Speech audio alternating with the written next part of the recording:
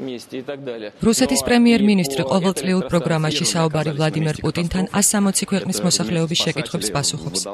კომუნიკაციის ტელევიზიით ტრანსლირებას მოსკოვის რადიოსადგური უზრუნველყოფს. გამოსვლა სინქრონში ითარგმნება ინგლისურად. მნიშვნელოვანი მონაკვეთები მოგვიანებით 38 ენაზე გადაითარგმნება.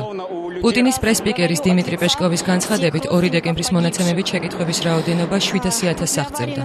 მათი უმეტესობა ქვეყნის მოქმედ მინისტრებსა და მთავრობას ეხება. პრემიერმა ბევრი შეკითხვა მიიღო საერთო ღირებულებების წევრი დამოუკიდებელი სახელმწიფოებისგან, მათ შორის ბელორუსისა და უკრაინისგან. გლობალური ეკონომიკური კრიზისი წელს ნაკლებად აქტუალური აღმოჩნდა. შეკითხვების უმრავლესობა სოციალურ-ეკონომიკურ საკითხებს შეეხება, როგორიცაა პენსია, სამედიცინო მომსახურება, ზრუნველობა მოკლებული და შეზღუდული შესაძლებლობების მქონე ბავშვების დახმარება, კომუნალური და სატრანსპორტო გადასახადები, ინფრასტრუქტურის გაუმჯობესება.